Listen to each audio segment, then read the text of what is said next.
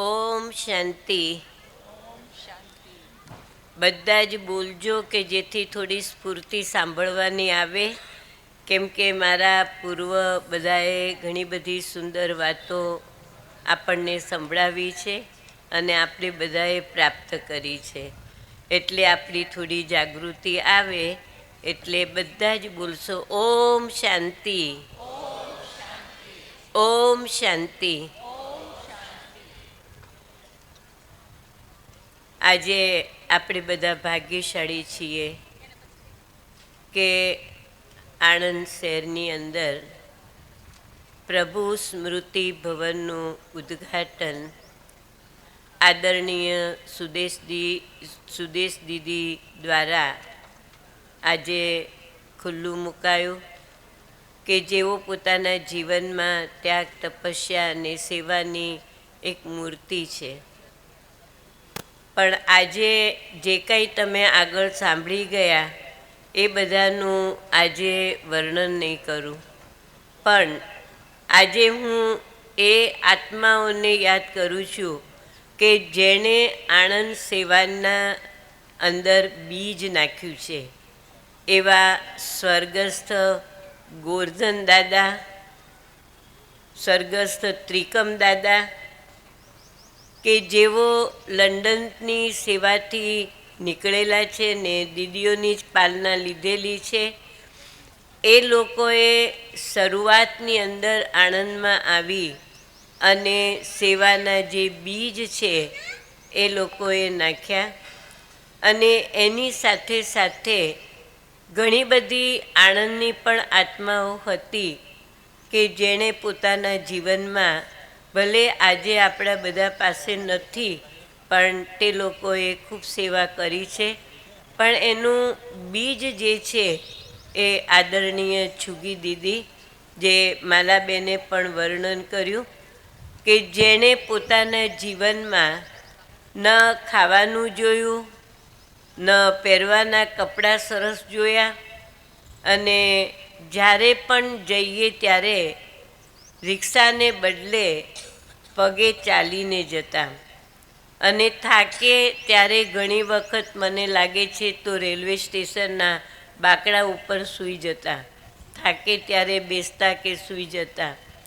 પણ બની શકે ત્યાં સુધી યજ્ઞનો જે પૈસો આવે એને પોતે પોતાના કાર્યની અંદર બહુ જ ઓછું વાપર્યું છે. અને બાબાની સેવાની અંદર એમણે ખૂબ સેવાઓ કરી છે. અને એની પ્રેરણા આજે અમને લોકોને જીવનમાં મળી છે. અને એ લોકોની જે ત્યાગ, તપસ્યા અને સેવા છે એનું ફળ આજે અમે બધી બહેનો ખાઈ રહ્યા છીએ.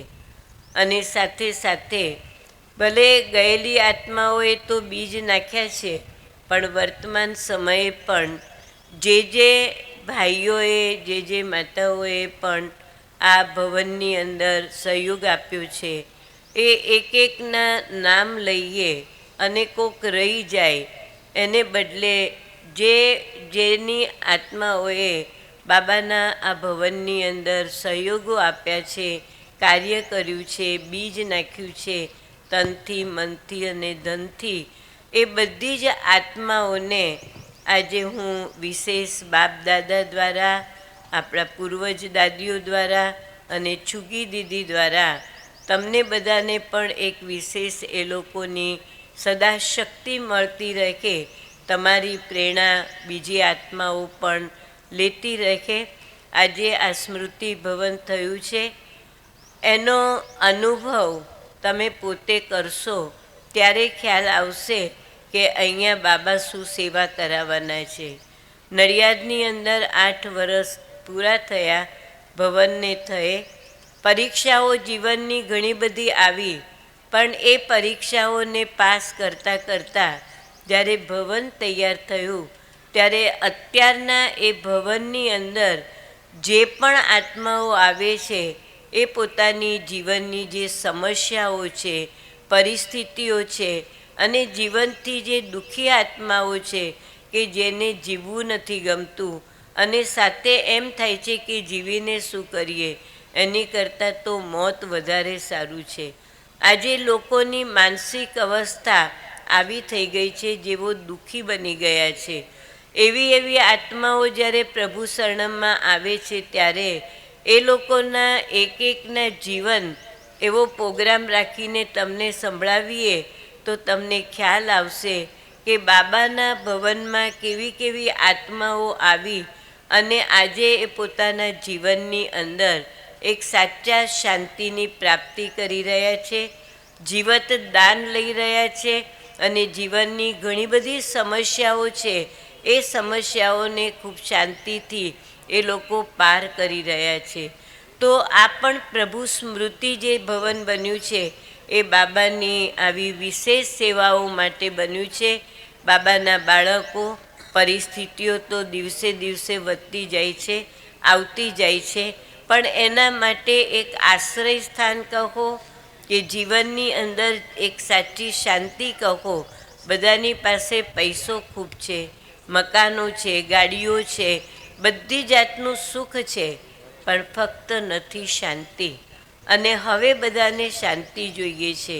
તો આપણે બધા પણ બાબાના જે બાળકો છે કે જેણે જેણે આ સ્મૃતિ પ્રભુ સ્મૃતિ બનાવવા માટેનો તનથી, મનથી, ધનથી, સમયથી, વિચારોથી અને રાત દિવસ અહીંયા આવીને કાર્ય કર્યું છે, એ બધી જ આત્માઓને એક બાબાની વિશેષ શક્તિ અને સાથે વરદાનો પ્રાપ્ત થાય અને જે કંઈ અહીંયા શાંતિ લઈને જશે, કંઈ પ્રાપ્તિ કરીને જશે, એ બધી દુવાઓ પણ જે આત્માઓ સહયોગી બની છે એ બધી આત્માઓને પણ એમની દુવાઓ પ્રાપ્ત થશે એવો પોતે જ અનુભવ કરશે. અને આ ભવનમાં રાત અને દિવસ જાગીને, કેમ કે સમય પ્રમાણે પરિસ્થિતિઓ આવતી જાય છે ત્યારે આવા ભવનની જરૂર છે, જેને આપણે શાંતિ કુંડ કહીશું. જ્યારે આ શાંતિ કુંડ છે જેમાં બધી આત્માઓ શાંતિની પ્રાપ્તિ કરવા આવશે, ત્યાં બાબાના રૂમની અંદર જેમ આશાબેને અનુભવ સંભળાવ્યો એમ બાબાની રૂમ એક એવી રૂમ છે કે જ્યાં કોઈ પણ આત્મા ગમે તેવી પરિસ્થિતિઓમાંથી આવશે તો એ પોતાની પરિસ્થિતિઓને ખાલી બાબાની આગળ સંકલ્પ મૂકે છે તો એની જે ઈચ્છા છે એ પૂર્ણ થાય છે. એને ઈચ્છા તો એ જ હોય છે કે જીવનની એક શાંતિ મળે. તો આજના વિશેષ દિવસે હું એ જ શુભભાવના અને શુભકામના રાખું છું કે આણંદની જે પણ આત્માઓ આવે અને એની આજુબાજુના ગામોની જે પણ આત્માઓ આવે એ વિશેષ બાબાની પાસે એક પ્રાપ્તિ કરીને જાય. અને સાથે સાથે આ કાર્યની અંદર બિપિનભાઈ અને સાથે કલ્પેશભાઈ અને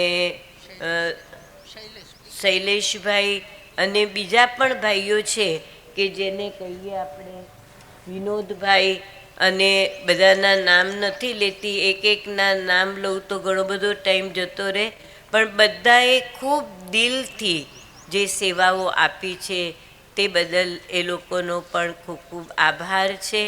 અને આવી જ રીતના આપણું તો આ 2 ભવન 3 ભવન એવું નથી, જે બાબાના ભવનો બને એમાં તમે બધી જ આત્માઓના સહયોગો પ્રાપ્ત થતા રહે અને બાબાના કાર્યની અંદર બાબાનું કાર્ય આગળ વધતું રહે એવી શુભભાવના અને શુભકામના રાખું છું. સાથે સાથે સંધ્યાબેનની સાથે અહીંયા રહેનારી જે સાથી બહેનો છે, ચેતનાબેન, રીનાબેન, પૂજાબેન, એ બધી જ બહેનોને આજના વિશેષ દિવસે ખૂબ ખૂબ અભિનંદન છે. અને ક્લાસના એક એક ભાઈઓને પણ અને એક એક માતાઓને પણ નામ સહિત ખૂબ ખૂબ અભિનંદન છે. અને તમારા દ્વારા હવે બાબાની ખૂબ સેવા થતી રહે. અત્યાર સુધી તમે જે સેવા કરતા રહ્યા, પણ હવે તમને વિશેષ એવો ટાઈમ નહીં મળે કે જે ટાઈમમાં આપણે પોતે એમ વિચારીએ. મને યાદ છે કે જ્યારે અમે લોકો જાનકી દાદી પાસે રહેતા હતા અને સેન્ટરમાં કોઈ પણ આત્માઓ આવે તો એમનું ખાવાનું ઢાંકી દેતા હતા અને પહેલાં જઈને એ આત્માઓને શાંતિ આપવા માટે પોતે સેવા કરતા હતા.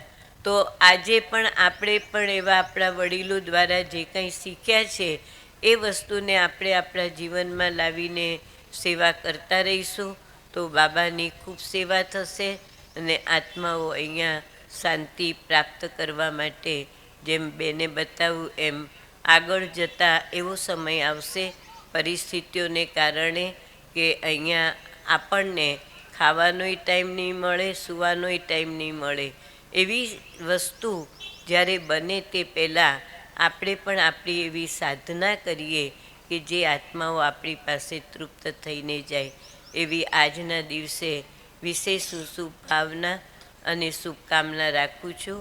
અને આપણા પૂર્વજો આણંદના જે પણ બીજ નાખીને ગયેલા છે એ આત્માઓને પણ આજે આપણે યાદ કરીશું અને સાથે સાથે એ આત્માઓ પાસેથી પણ આપણે વિશેષ પ્રેરણા ઇકોનોમીના અવતાર હતા અને એ ઇકોનોમી દ્વારા બાબાના ખૂબ કાર્યની અંદર એ લોકોએ પોતાનું જીવન આપી અને કાર્ય કર્યું છે. આપણે પણ એ વસ્તુ શીખે કે આપણી પાસે જે કાંઈ છે એ આપણા પોતાના માટે ઓછો ખર્ચો કરીએ પણ લોકોની સેવા માટે આપણે પોતાનું તન મન ધન સમય અને શક્તિને વાપરીને આપણું જીવન સફળ કરીએ એવી આજના દિવસે શુભ ભાવના અને શુભકામના સાથે ઓમ શાંતિ. અને સાથે સાથે સંધ્યાબેનની ટીમ અને ક્લાસના બધા ભાઈ બહેનોને આજના દિવસે નડિયાદના ભાઈ બહેનો તરફથી ખૂબ ખૂબ અભિનંદન આપું છું. અને અમારા સાથે તો મામા સબઝોનના બધા જ સેન્ટરો માટે ખૂબ મહેનત કરે છે, નથી રાત જોતા નથી દિવસ જોતા. અને ગમે તેવી શારીરિક તબિયતો હોય પણ બાબાએ એમને સેવા માટે અહીંયા પાછા મોકલ્યા છે એટલે એ સેવા પણ એ કરતા રહે છે અને બાબા એમના દ્વારા કરાવતા રહે એવી આજના દિવસે શુભ ભાવના અને શુભકામના સાથે ઓમ શાંતિ. बहुत बहुत शुक्रिया